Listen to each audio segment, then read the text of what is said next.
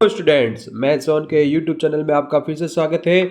और आज के इस वीडियो में हम मोस्ट इम्पोर्टेंट क्वेश्चन के बारे में बात करने वाले हैं, जो एमसीक्यू क्वेश्चन होंगे आपके बोर्ड एग्जाम के लिए। तो चलिए शुरुआत करते हैं।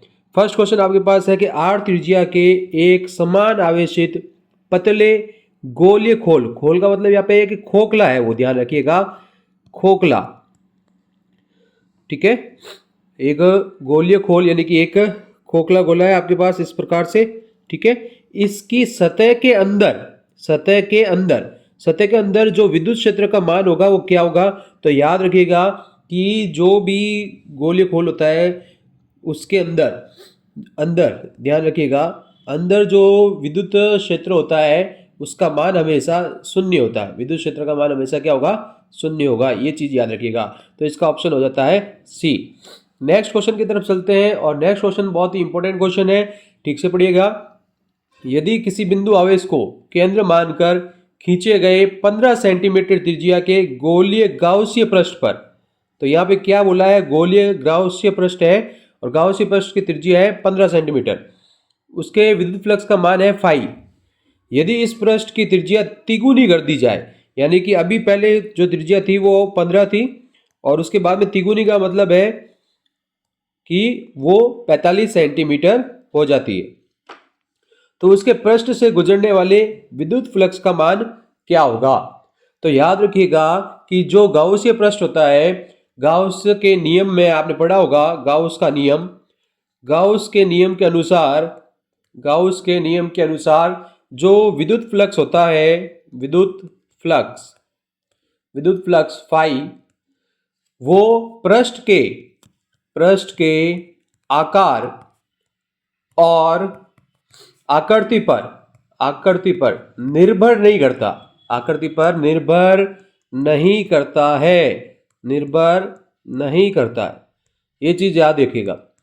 तो यहां से क्या पता चला कि जब त्रिज्या 15 थी तो उसका विद्युत फ्लक्स का मान था फाई, ठीक है। तो हमारे पास 45 सेंटीमीटर करने पर भी वो आंसर सेम रहेगा। क्यों रहेगा? क्योंकि गाउस के नियम के अनुसार जो विद्युत फ्लक्स है वो पृष्ठ के आकार व आकृति पर निर्भर नहीं करता है, तो इसका आंसर सेम रहेगा फाई। नेक्स्ट क्वेश्चन देखते हैं। नेक्स्ट क्वेश्चन है हमारे पास, एक कूलॉम आवेश से निर्गत विद्युत फ्लक्स क्या होगा? तो विद्युत फ्लक्स का जो फॉर्मूला होता है वो क्या होता है? आपको पता होगा, यहां लिखेंगे sigma Q upon epsilon not. तो क्वेश्चन बोला एक कूलॉम आवेश है, यानी कि जो हमारे पास आवेशों का योगफल ये दिया हुआ है, यहां पर अपन को क्या रखना है? 1 कूलॉम रखना है। क्या रखना है? 1 कूलॉम। तो अब आंसर आपके पास क्या हो जाएगा? 1 अपॉन एप्सिलॉन नॉट, यानी ऑप्शन नंबर डी। कैसा लग रहा है आपको ये वीडियो? कमेंट बॉक्स में लिखना मत भूलिएगा, और चैनल सब्सक्राइब नहीं किया तो कर लीजिएगा। नेक्स्ट क्वेश्चन है कि विद्युत क्षेत्र की तीव्रता का मात्रक क्या है? तो विद्युत क्षेत्र का जो सूत्र होता है वो हमारे पास होता है F अपॉन क्यू। F का मतलब क्या है? बल, और Q का मतलब क्या है? आवेश। तो बल का मात्रक क्या होता है? न्यूटन, ठीक है। और हमारे पास जो आवेश है, आवेश का मात्रक क्या होता है? कूलॉम। तो हमारे पास ऑप्शन आ चुका है न्यूटन अपॉन कूलॉम। इसका एक दूसरा मात्रक भी होता है विद्युत क्षेत्र का, याद रखिएगा, वो भी ऑप्शन में आ सकता है, वो होता है वोल्ट अपॉन मीटर। तो ये दोनों ध्यान रखिएगा, वोल्ट अपॉन मीटर आ सकता है या न्यूटन अपॉन कूलॉम आ सकता है, ठीक है। आगे चलते हैं क्वेश्चन नंबर 5 की तरफ। यदि दो आवेशों के मध्य कांच की प्लेट रख दी जाए तो इनके मध्य विद्युत बल पूर्व की तुलना में क्या हो जाएगा? तो विद्युत बल की बात कर रहा है, तो हमें पता है कि निर्वात में विद्युत बल का सूत्र F बराबर 1/4 pi epsilon not Q1 Q2 upon R square होता है, ठीक है। अगर हम यहाँ पे माध्यम की बात करें, क्योंकि कांच की प्लेट रखी है तो माध्यम आ गया है, तो माध्यम के लिए जो सूत्र हो जाएगा, ठीक है, वो अपन लिख देते हैं 1/4 pi epsilon Q1 Q2 upon R square. हमें यह पता है कि जो एप्सिलॉन होता है, इस एप्सिलॉन की जगह हम क्या लिख सकते हैं? Epsilon naught epsilon R. ठीक है। तो आपका अब जो फॉर्मूला बनेगा वो बन जाएगा F naught upon epsilon R. ये जो निर्वात में है इसको एफ नॉट ले लिया, एफ नॉट, ठीक है। तो एप्सिलॉन आर डिवाइड में आ रहा है, तो इसका मतलब जो एफ का मान है, मीडियम का मान, यानी कि आपने कांच की प्लेट रखी है तो इसके जो मीडियम का मान आएगा, बल का मान, वो क्या हो जाएगा, एप्सिलॉन आर बट्टे में आ रहा है तो इसका मतलब क्या हो जाएगा, घट जाएगा, यानी क्या होगा, कम होगा। ये चीज याद रखिएगा, ठीक है। क्वेश्चन नंबर 6 आपके पास क्या बोल रहा है, 5 क्वेश्चन नंबर 6 देखते हैं। क्वेश्चन नंबर 6 है कि एक विद्युत द्विध्रुव को समरूप विद्युत क्षेत्र में रखने पर निम्न में से कार्यरत होगा। तो पहला है केवल बल आगुण, दूसरा है केवल बल, बल तथा बल आगुण, न बल न बल आगुण। तो याद रखिएगा क्वेश्चन को आपको ठीक ढंग से पढ़ना है। क्वेश्चन ने क्या बोला है, समरूप विद्युत क्षेत्र, ये वर्ड याद रखिएगा। अगर ये समरूप होता है तो इसके ऊपर केवल बल आगुण कार्य करता है। क्यों करता है, क्योंकि जो बल हो गए, जैसे ये द्विध्रुव है हमारे पास, ठीक है, एक बल इस तरफ और एक बल इस तरफ कार्य करेगा, F1 और F2, जो कि समान परिमाण में होंगे, लेकिन दिशा क्या होगी, विपरीत होगी। दिशा क्या होगी, विपरीत। तो इसलिए ये दोनों कैंसिल हो जाएंगे। तो अगर समरूप विद्युत क्षेत्र आता है तो केवल और केवल बलागुण कार्य करेगा, और अगर असमान विद्युत क्षेत्र आता है, असमान विद्युत क्षेत्र, असमान विद्युत क्षेत्र, तो आपका आंसर होगा बल तथा बल आगुण दोनों। ये चीज याद रखिएगा, ठीक है, बल आगुण दोनों कार्य करेगा। आगे चलते हैं। क्वेश्चन नेक्स्ट बोल रहा है कि एक साबुन के बुलबुले को ऋणावेशित करने पर उसकी त्रिज्या क्या हो जाती है। ऋणावेशित कर दिया है तो इसका मतलब देखिए, एक बुलबुला है, ऋणावेशित कर दिया, तो इसका मतलब यहां पर आपके पास बाहर की सतह की तरफ अपन मान लेते हैं, कि यहां पर क्या है, इलेक्ट्रॉन्स है, ठीक है। तो जब भी ऋणावेशित किया जाता है तो इलेक्ट्रॉन की संख्या बढ़ जाती है, इलेक्ट्रॉन की संख्या बढ़ती है, ठीक है, यानी कि वो इलेक्ट्रॉन लेता है तो ऋणावेशित हो जाता है। तो इलेक्ट्रॉन की जब संख्या बढ़ती है तो नाभिक के अंदर प्रोटॉन में परिवर्तन नहीं होता, ठीक है, लेकिन इलेक्ट्रॉन की संख्या बढ़ गई है, तो इस कारण जो ये आउटर मोस्ट आपके पास दिख रहा है, इसका आकार दिख रहा है, ये क्या हो जाएगा, बढ़ जाएगा। क्या हो जाएगा, बढ़ जाएगा। तो याद रखिएगा कि जब भी ऋणावेशित होता है, ऋणावेशित, तो आकार बढ़ता है, आकार बढ़ता है, और अगर धनावेशित होता है तो आकार घटता है, ठीक है। नेक्स्ट क्वेश्चन देखते हैं।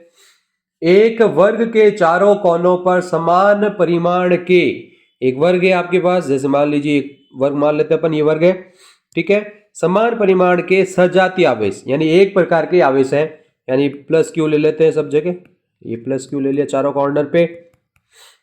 किसी एक आवेश के कारण वर्ग के केंद्र पर विद्युत क्षेत्र E हो तो वर्ग के केंद्र पर परिणामी विद्युत क्षेत्र की तीव्रता क्या होगी।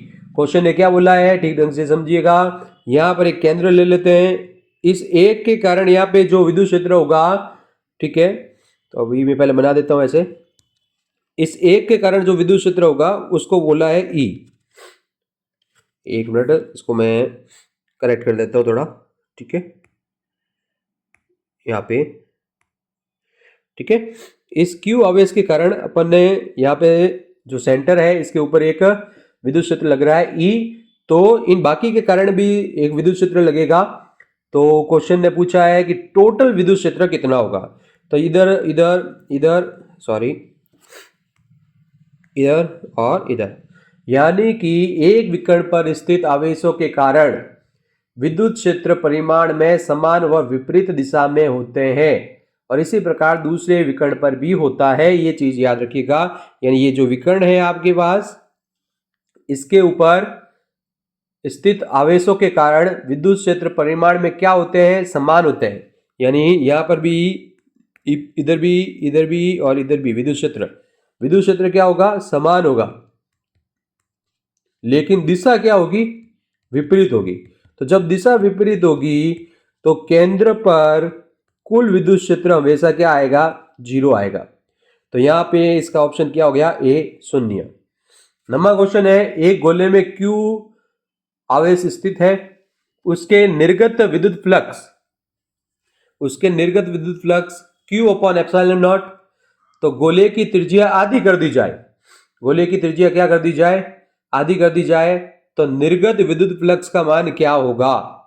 तो यहां पर भी आप क्या लिखोगे, इसमें अपरिवर्तित रहेगा कि प्रारंभ में त्रिज्या कितनी थी, मान लेते हैं R थी, तो वो फ्लक्स था, विद्युत फ्लक्स, ठीक है, और अंत में त्रिज्या आधी हो जाए यानी R/2 हो जाए, तब भी विद्युत फ्लक्स क्या रहेगा, फाई रहेगा। हमने पहले क्वेश्चन में डिस्कस किया है, तो यह अपरिवर्तित रहेगा, ठीक है। क्वेश्चन नंबर 10 है कि एक चालक गोले पर -50 इलेक्ट्रॉन आवेश है, ठीक है, दूसरे गोले पर +20 इलेक्ट्रॉन आवेश है। अब यहां पर दोनों गोलों को स्पर्श कराकर अलग अलग कर दिया जाए तो प्रत्येक पर आवेश क्या होगा। तो एक के ऊपर कितना है, -50, दूसरे के ऊपर कितना है, +20। तो जब इन दोनों को स्पर्श करवाया जाएगा तो हमारे पास -50 +20 यानी कि -30 आवेश होंगे। अब जब इन दोनों को अलग अलग कर दिया जाए स्पर्श कराने पर, तो ये हो गया हमारे पास। अब जब इन दोनों को अलग अलग करेंगे, तो जब अलग अलग करेंगे तो दोनों पर आवेश की मात्रा समान होगी, दोनों पर आवेश की मात्रा क्या होगी, समान, ठीक है। तो अभी यहाँ पे 30 है, तो दोनों के ऊपर कितनी आ जाएगी, -15 -15 दोनों पे आवेश आ जाएगा। तो ये ऑप्शन हो जाएगा ए। नेक्स्ट है कि विद्युत फ्लक्स की विमा क्या है। तो विद्युत फ्लक्स की जो विमा है वो आपको डायरेक्ट याद रखनी पड़ेगी, और फॉर्मूले से बनाना चाहते हैं तो फॉर्मूले से भी बना सकते हैं। विद्युत फ्लक्स का फॉर्मूला क्या होता है, विद्युत फ्लक्स का फॉर्मूला हमारे पास होता है विद्युत क्षेत्र की तीव्रता, ठीक है, इनटू यहां पे हम लिख सकते हैं क्षेत्रफल, ये सूत्र होता है। तो अब जब आप विमा बनाना चाहें तो विमा बना सकते हैं, वरना इसकी विमा आपके पास आएगी m1 L3 T-3 A-1। तो कौन सा ऑप्शन होगा, आप कमेंट बॉक्स में लिखिएगा, m1 L3 T-3 A-1। तो ये ऑप्शन होगा आपके ए, ठीक है। चलते हैं नेक्स्ट क्वेश्चन की तरफ। 12वां क्वेश्चन आपके पास कह रहा है कि एक निर्वात में दो बिंदु आवेशों Q1 व Q2 के मध्य लगे कूलम्ब बल F दिया हुआ है सूत्र, तो K का मान पूछ रहा है। तो ये बोर्ड के अंदर पूछा गया और मोस्ट इंपोर्टेंट क्वेश्चन है, फिर से आ सकता है। तो K का मान जो होगा आपके पास वैसे लिखा जाता है 1/4 पाई एप्सिलॉन नॉट, और इसका मान आपको याद रखना है सीधा सा 9 × 10⁹ newton metre square upon coulomb square.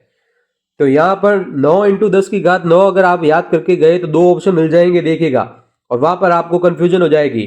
तो साथ में आपको यहां पर याद रखना है क्या आएगा, newton metre square upon coulomb square. और अगर आपके पास एप्सिलॉन नॉट का वैल्यू पूछ ली जाए तो 8.854 × 10⁻12 ये जो विमा हो जाएगी, सॉरी इसका जो सूत्र हो जाएगा, C स्क्वायर ऊपर आ जाएगा और न्यूटन मीटर स्क्वायर नीचे आ जाएगा। तो ये दोनों मान मोस्ट इंपॉर्टेंट है, याद रखिएगा। MCQ में डायरेक्ट क्वेश्चन पूछा जा सकता है, MCQ में डायरेक्ट क्वेश्चन पूछा जा सकता है, और फिल इन द ब्लैंक्स में भी ये क्वेश्चन आ सकता है। क्वेश्चन नंबर 13 मोस्ट इंपॉर्टेंट आया हुआ है एग्जाम में कि एक कूलॉम में इलेक्ट्रॉन की संख्या कितनी होती है। तो हमारे पास Q बराबर ±NE वाला सूत्र लगाएंगे हम यहाँ पर।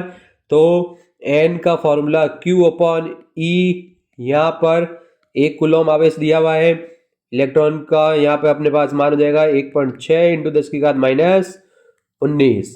तो इसको मैं लिख सकता हूँ 10/16, ये 10⁻19 ऊपर चला गया। जब मैं इसको आगे सॉल्व करूँगा तो मेरे पास आएगा 6.25 × 10⁻18, ये हो जाएगी इलेक्ट्रॉन की संख्या। अब जरूरी नहीं है आपके पास 1 कूलम में आए, 1 कूलम की जगह 7 कूलम, 8 कूलम कुछ भी आ सकता है। तो आपको क्या करना है, ये मान याद रखना है 6.25 × 10⁻18 और इसको गुणा करा देना है जो भी 7 आए या 8 आए उससे। ठीक है, मोस्ट इंपोर्टेंट क्वेश्चन है। नेक्स्ट क्वेश्चन देखते हैं, विद्युत क्षेत्र ई में द्विध्रुव आघूर्ण वाले द्विध्रुव पर लगने वाला बल आघूर्ण। तो बल आघूर्ण होता है टॉ, इसका फॉर्मूला आपको याद रखना है।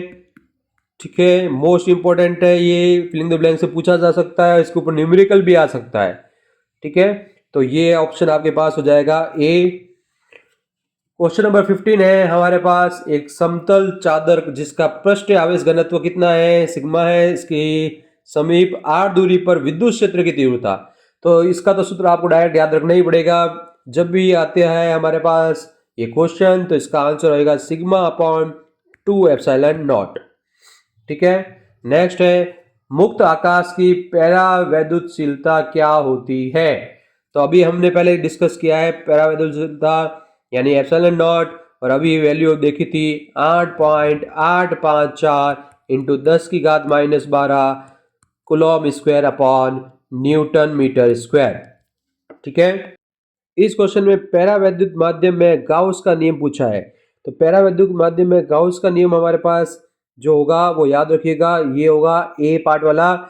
यहाँ पर ध्यान रखना है Q अपॉन एप्सिलॉन नॉट तो होता ही होता है। यहाँ पर K क्या है, K माध्यम का जब भी बात आती है तो माध्यम के लिए जब निर्वात की बात आती है तो sigma Q upon epsilon not लिखते हैं, और जब माध्यम की बात आती है तो इस एप्सिलॉन नॉट की जगह आपको एप्सिलॉन लिखना पड़ता है, और एप्सिलॉन की जगह हम लिखते हैं एप्सिलॉन नॉट एप्सिलॉन आर, और एप्सिलॉन आर की जगह अपन के मान के लिख सकते हैं। तो ये फॉर्मूला आएगा, आप याद रख लीजिएगा इसको।